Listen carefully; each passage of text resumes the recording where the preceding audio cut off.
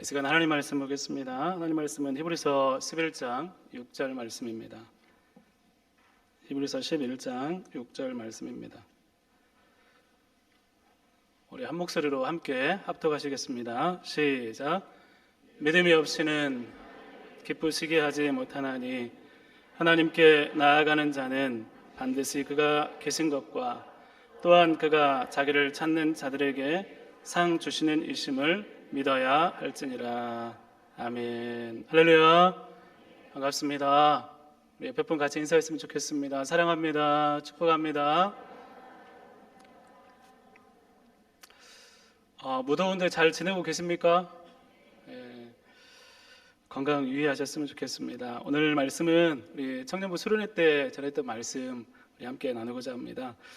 1938년 미넨 협정이라는 그 협정이 있었습니다. 이 협정을 일컬어서 가장 어리석은 협정, 또 역사를 바꾼 세기의 거짓말 협정이라고 불리기도 합니다. 영국의 체인벌린 총리는 이제 히틀러, 당시 독일의 히틀러와 협정을 하면서 평화를 지키겠다는 그 마음으로 이제 얘기를 하면서 협정을 하면 협정문을 작성을 하고, 체인벌린 총리는 벅찬 얼굴로 우리 시대의 평화를 이루었습니다 라고 하면서 협정문을 막 흔들어 보이면서 기자들 앞에서 굉장한 박수를 받았습니다. 그런데 히틀러는 히틀러의 야욕을 막았다고 생각을 했는데, 히틀러는 11개월 후에 그동안 전쟁 준비를 착실하게 협정 아래서 착실하게 진행하면서 11개월 후에 끔찍한 전쟁을 벌입니다. 그 히틀러의 약속은 거짓말이었습니다.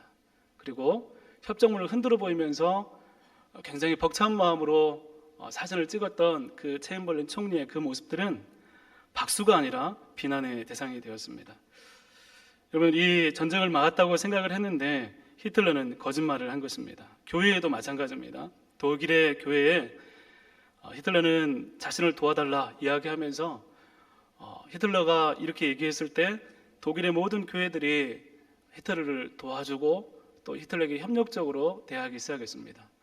나치 치하에서 독일의 교회가 왜 그렇게 쉽게 굴복했는지 이해할 수가 없었습니다.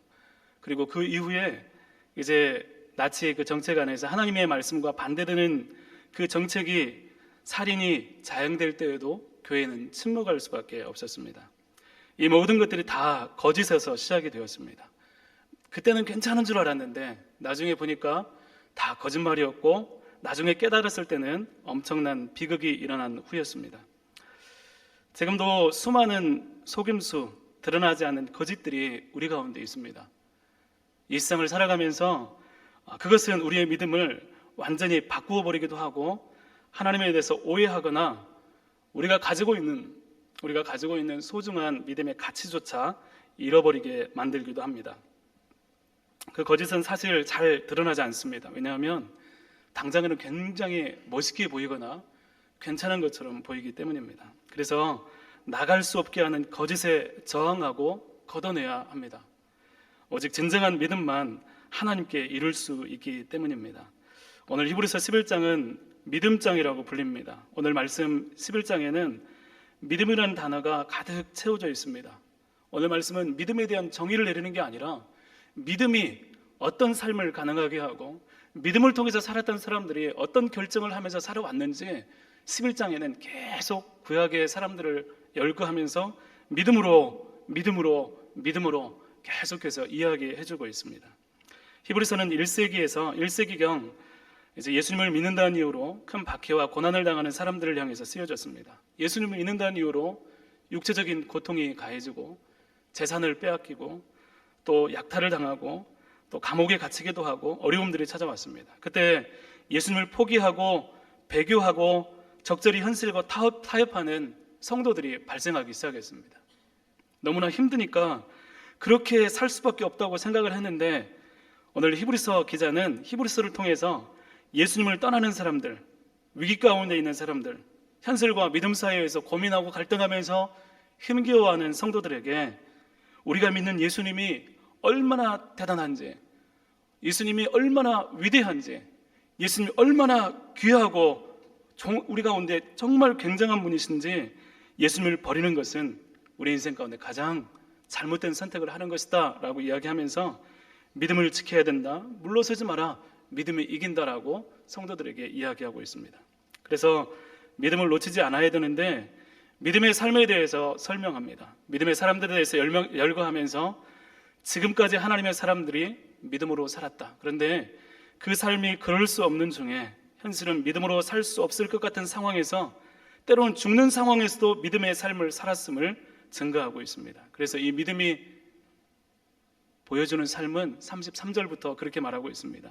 이 믿음으로 살아간 사람들은 나라들을 이기도 하고 의를 행하기도 하고 약속을 받고 사자들의 입을 막기도 하고 불의 세력을 멸하기도 하고 칼날을 피하기도 하고 고문을 받되 더 좋은 부활을 위해 풀려나기를 원하지 아니하고 어떤 이들은 조롱과 채찍과 결박과 오개가침과 돌로 치는 것과 톱으로 켜는 것과 시험과 칼로 죽임당하고 유리하고 궁핍과 환난과 학대를 받는 일을 견디어냈다라고 말씀하고 있습니다. 믿음은 이런 일들을 가능하게 한다라고 말씀하고 있습니다. 그런데 이들은 구약에서 약속된 예수님을 만나지도 못했고 그냥 하나님께서 약속한 증거만을 가지고도 이들의 믿음은 놀라운 믿음으로 행했는데, 예수님을 믿고 예수님을 만나고 우리 가운데 예수 그리스도를 믿는 그 믿음의 증거들을 가지고 있는, 약속을 가지고 있는 우리들은 더욱더 믿음으로 행해야 되지 않겠느냐라는 것이 히브리서의 내용입니다. 그래서 히브리서는 세상에서 믿음으로 사는 것을 주저하고 두려워하는 이 시대의 우리에게 그렇게 이야기합니다. 여기 믿음으로 살아낸 구름처럼 많은 사람들이 있습니다. 이미 그 믿음은 증명되었습니다. 여러분들도 이들처럼 믿음으로 살 수 있고 그렇게 살아야 합니다라고 안내하고 있는 것입니다. 이런 믿음의 이야기를 들으면 여러분들은 어떤 생각이 드십니까? 아주 오래전에 뭔가 세상이 덜 발전했을 때, 복잡하지 않았을 때, 사람들이 좀 못 배웠을 때, 그럴 때는 그럴 수도 있지만 지금은 그런 믿음은 불가능하지 않습니까? 마치 성경이 옛날 이야기하고 있는 거 아닙니까? 여러분, 그러나 이것이 우리가 걷어내야 될 거짓말 중에 하나라는 것입니다. 여러분, 복음이 전해진 시대, 당시 소수의 그리스도인들은 온 세상을 향해서 복음을 전했습니다. 그들 주변에는 다양한 인종들이 있었습니다. 그들 주변에는 다양한 종교들과 미신들과 타락한 문화들이 너무도 많이 있었습니다. 그게 질서 없이 자기의 어떤 민족이나 자기의 어떤 살아왔던 그 토대로 인해서 굉장히 많은 것들이 그들의 삶 가운데 있었습니다. 오늘보다 더 말할 수 없는 일들이 그 시대에 일어났습니다. 질병 말할 것도 없고 교통도 불편했죠. 또 법과 질서는 우리의 생각을 넘어서는 것이었습니다. 구약시대 유일한 하나님을 믿는 유대인들은 각 나라마다 있는 이방 종교들과 맞서서 싸워야만 했습니다. 여러분, 선지자들과 하나님의 사람들은 그 백성을 유혹하는 미신들, 타락한 문화들을 마주하면서 단 한 가지의 믿음으로, 하나님만이 우리의 하나님이시고 그분만이 진리라는 믿음으로 그것들을 밀어내고 그 백성들 가운데, 미혹된 백성들 가운데 하나님 말씀을 증거하면서 그것들을 이겨내려고 몸부림쳤던 사람들이었습니다. 그래서 이사야가 있고 예레미야가 있고 선지자들이 있었습니다. 유일한 구원자인 예수 그리스도를 믿는 그리스도인들은 로마의 식민지 아래서 훨씬 열악하고 다양하고 알 수 없는 사람들을 향해서 복음을 전했습니다. 여러분, 바울 전도여행 사도들의 한번 모습들을 생각해 보십시오. 익숙하지 않은 곳에 사람들이 듣지도 않는 예수 그리스도의 복음을 들고 혈혈단신 가거나 소수의 사람들이 가서 복음을 전했다고 생각을 해보십시오. 여러분, 이상한 취급을 당하고 박해를 당하고 그러면서도 오직 예수님의 복음을 전합니다. 이 복음이 유일한 구원의 길이라는 믿음으로, 벅찬 감동으로 그들의 입술을 통해 삶을 통해서 복음이 전해졌습니다. 소수였던 이 그리스도인들이 그 시대의 문화를 뚫고 종교를 깨뜨리고 미신들과 온갖 잡다한 세계관들을 걷어내고 세상을 변화시키기 시작했습니다. 온 세상에 선교와 복음의 물결이 일어났습니다. 여러분, 그 시대의 핍박과 문화들과 반발들이 오늘 이 시대에 우리가 마주하고 있는 것과 비교할 때 그 시대가 결코 약하거나 우리가 훨씬 더 힘들거나 그렇지 않다는 것입니다. 복음을 믿고 이 복음을 전했을 때 세상이 변화되기 시작했습니다. 바뀌었습니다. 복음을 접하면서 그들은 자신들의 문화를 내려놓고 이교적인 생각들을 내려놓고 미신들을 끊어버리고 그리스도인이 되기를 자원했습니다. 복음은 절대로 실망시키지 않습니다. 복음은 사람들에게 절대로 약한 것이 아닙니다. 여기서 한번 여러분 생각해 보십시오. 그 시대에 모세와 이사야와 예레미야, 베드로와 사도 바울이 우리와 비슷한 상황을 살면서 하나님의 유일한 진리를 선포하고 복음의 능력을 보여주면서 세상을 변화시켰다면 오늘 우리가 이사야가 되고 예레미야가 되고 베드로가 되고 바울이 된다면, 우리가 그렇게 살아간다면 이 땅 가운데 하나님을 보여줄 수 있지 않겠습니까? 우리가 마주하는 이 땅 가운데 우리가 힘들다고 하는데 우리가 우리 안에 복음의 마음을 품고 마치 모세처럼 베드로처럼 바울처럼 그와 같은 믿음으로 간다면 이 시대를 맞닥뜨리고서 우리가 마주할 수 있지 않겠습니까? 문제는 이 시대가 아니라는 것입니다. 지금 상황이 문제가 아니고 세상이 어떠하고 얼마나 변했는가가 아니라 사실은 우리가 변했고 우리가 무언가를 놓쳤고 우리가 하나님을 잃어버린 것에 문제가 있다는 것입니다. 여러분, 세상은 여전합니다. 계속 지속적인 세상 앞에, 지속적인 세상적인 문화 앞에 우리가 지속적인 믿음으로 반응하지 못할 때 우리의 믿음은 변질되게 되는 것입니다. 우리 다시 세워질 수 있기를 간절히 소망합니다. 이 세상을 향해서 우리가 가진 믿음이 무엇인지, 어떤 능력이 있는지, 그 믿음 안에 세세하게 어떤 하나님의 인도하심이 있는지 우리가 다시 한번 바라보고 경험할 수 있기를 간절히 소망합니다. 오늘 말씀에 그 믿음에 대해서 말씀하고 있습니다. 믿음이 없이는 하나님을 기쁘시게 못한다라고 말씀하고 있습니다. 믿음으로만 하나님을 만족하고 기쁘시게 할 수 있다는 것입니다. 기쁘시게 한다는 것은 단순히 하나님께서 좋아하신다, 춤을 추신다 그런 이야기를 넘어서서 하나님이 기뻐하신다는 것은 그분의 기준에 충족한다는 것입니다. 믿음만 그분의 기준에 충족된다는 것입니다. 왜 믿음이어야 할까? 왜 믿음만 하나님께서 이렇게 강조할까? 20세기 초 그레삼 메이첸이라는 신학자는 믿음이란 무엇인가라는 책에서 믿음이 독점적 위치를 갖는 진짜 이유에 대해서 이렇게 얘기합니다. 믿음이란 그 무엇을 행한다는 뜻도, 그 무엇이 된다는 뜻도 아닌 그 무엇을 받는다는 뜻이기 때문이다라고 말하고 있습니다. 믿음은 그냥 받아들이는 거예요. 믿음이 구원의 유일한 이유가 되는 것은 우리의 어떤 행위나 우리가 어떠함이 아니라 하나님이 준비해 주신 모든 것들에 대해서 우리가 그냥 받기만 하면 된다는 거예요. 그게 믿음이라는 것입니다. 우리가 마음으로 믿고 입으로 시인한다. 하나님이 살아계신 것, 아는 것, 나를 사랑하고 계신 것도 아는 것, 십자가에서 예수님이 내 죄를 위해서 죽으신 것도 우리는 다 알고 있습니다. 우리는 다 믿고 있다고 고백하고 있습니다. 주님 다시 오실 것도 믿습니다. 그럼 믿음이 있는 것일까요? 우리가 머릿속으로 수없이 많은 나도 인정해, 나도 동의해 라고 하지만 그것이 정말 믿음의 전부일까요? 사실을 알고 인정하는 것이 믿음의 전부가 아니라는 것입니다. 믿음은 마음의 결정 이상입니다. 우리 입술의 고백 이상입니다. 그 이상이 있을 때 하나님을 기쁘시게 하는 믿음이 되는 것입니다. 우리나라에 울산하고 여수에서 각 도시로 이렇게 정유기지에서 연결된 송유관이 있다고 합니다. 약 1200km 정도 송유관이 있어서 그 얼마나 멀리 떨어져 있든지 그 송유관에 붙어 있기만 하면, 그 송유관 연결되어 있기만 하면 각 정유사에서 정유된 휘발유와 경유등이 유조차 없이 그냥 직배송으로 이렇게 그곳에 이른다고 합니다. 여러분, 이 관이 믿음입니다. 하나님을 향해서 우리가 연결되어 있으면 우리가 어느 곳에 있든지 어떤 상황에 있든지 또 어떤 삶을 살아가든지 우리의 믿음의 관이 하나님을 향해 연결되어 있으면 그 관을 통해서 하나님의 살아계심을 하나님께서 우리 가운데 주시고자 하는 것들을 우리가 받아들이게 된다는 것입니다.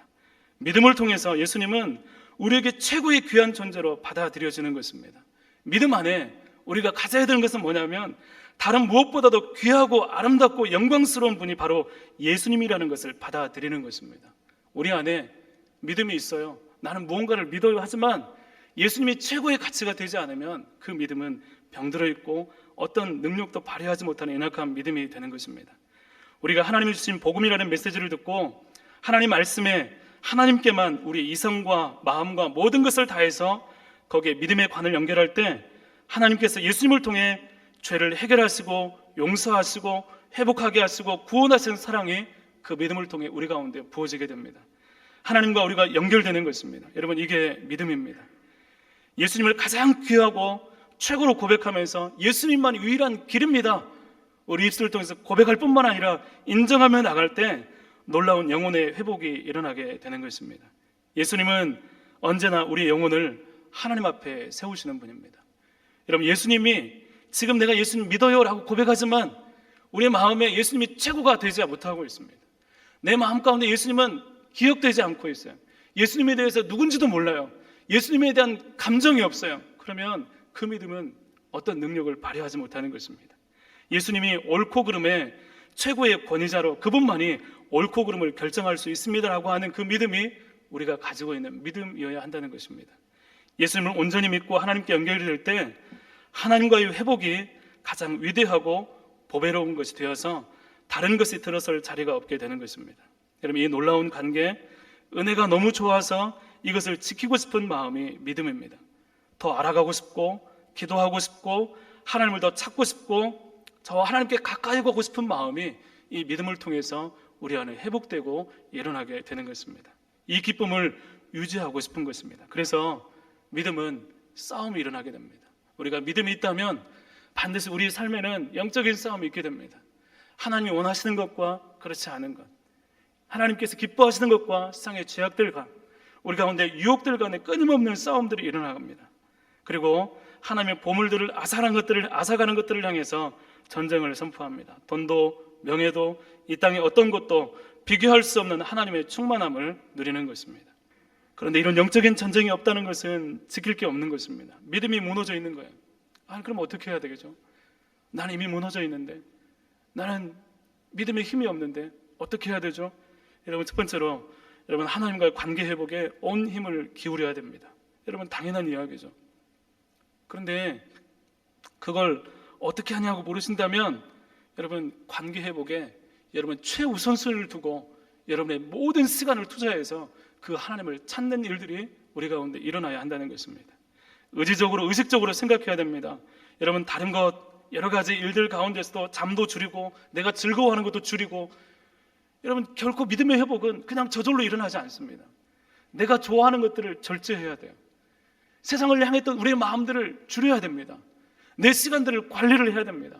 그리고 나서 온전히 하나님의 그 관계 회복에 집중하며 나갈 때 그때 아주 조금씩 우리 안에 회복이 일어나기 시작합니다. 하나님께 주신 마음들 우리 가운데 일어나기 시작해요. 그 작은 것이 우리 가운데 기쁨이 됩니다.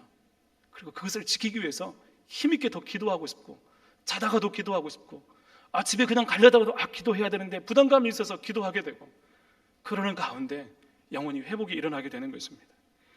여러분, 거대한 벽처럼 느껴지는 침체의 상황을 조금씩 두드려 보십시오. 하나님과 관계 가운데 하나님이 정말 냉랭하고 믿어지지 않고 하나님 예전처럼 나에게 경험되지 않는다면 그 벽을 향해서 잡고 계속해서 두드리십시오. 하나님 도와주십시오. 살려주십시오. 나를 만나주십시오. 하나님 도와주십시오. 여러분, 그 시간들이 있어야 우리 영혼이 회복이 되는 것입니다. 여러분, 그 일들 가운데 영혼이 살아나고 호흡이 느껴지고 마음이 부드러워지게 되고 점점 거룩해지고 그 열망들이 우리 가운데 일어나게 될 때 우리는 비로소 영혼의 회복을 경험하게 되는 것입니다.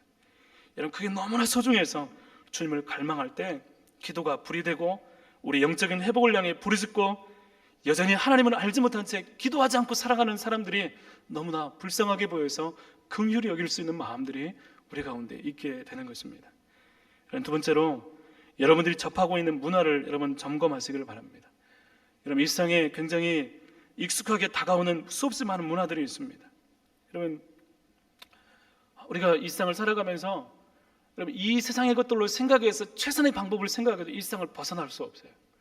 우리가 생각해야 되는 방법, 하나님과 회복을 위해서 생각해야 되는 방법은 뭐냐면 우리 안에서 생각나는 게 아니라 하나님으로부터 주어져야 하는 것입니다. 하나님 말씀으로부터 주어지고 하나님 말씀을 묵상하면서 우리 가운데 주어지면서 우리 안에 회복이 일어나야 한다는 것입니다. 여러분, 우리 안에 수없이 많은 문화들이 있습니다. 여러분, 그 드라마도 있고 TV, 또 핸드폰, 유튜브, 여러 각종 SNS, 여러분 수없이 많은 것들이 있어요. 여러분, 제가 그 어떤 분들 가끔 가다 보면 이렇게 나이 지긋하신 분들 하루 종일 TV 틀어놓고 뉴스 듣고 계세요. 그걸 계속 들으면 어떻게 될까요? 세뇌가 돼요, 세뇌가. 여러분, 거짓말이어도 그게 진짜인 줄 알고 믿어요. 나중에는 그 거짓말이어도 사람들 말 안 믿어요. 심지어는 거짓말을 위하면서도 계속 이렇게 만족을 주면 그 벗어나려고 하지를 않아요. 미국의 교육청들이 이제 SNS를 향해 회사들을 향해서 집단 소송을 했다고 합니다. 그러면 너무나 중독성이 강하고 교권을 무너뜨리고 아이들을 교육을 망친다는 이유로 그 집단 소송을 한다는 그런 내용들이 신문 기사에 뜬 적이 있습니다. 여러분, 우리가 생각하는 문화, 우리 앞에 다가오는 문화는 중립적인 게 절대 아닙니다. 여러분, 계속 그런 문화들을 접하고 생각하고 내가 그냥 무심코 우리가 어떻게 접하는 수없이 많은 이야기들을 접하다 보면 우리 안에 믿음의 어떤 정체성이 흐려지고 방향이 흔들리게 되고 생각하지 않게 되고 말씀보다도 사람들의 의견들과 생각들이 훨씬 더 귀하게 생각이 되는 것입니다.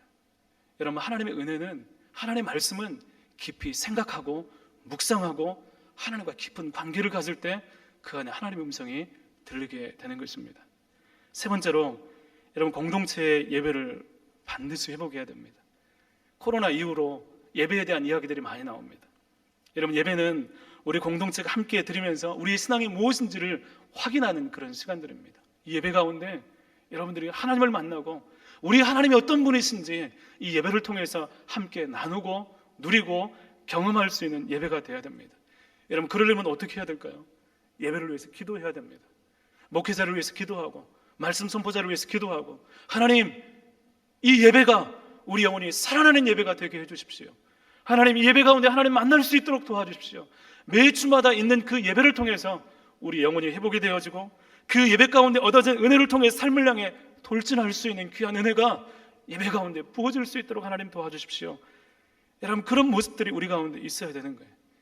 그 은혜가 있을 때 우리는 세상 가운데 상대주의, 또 종교다원주의, 동성애, 수없이 많은 이 시대의 다양한 이슈들을 향해서 내가 만난 하나님, 내가 믿는 예수님, 내 믿음을 가지고 그것을 마주하고 내 믿음을 보여주고 선포할 수 있는 능력이 거기서부터 주어지게 되는 것입니다.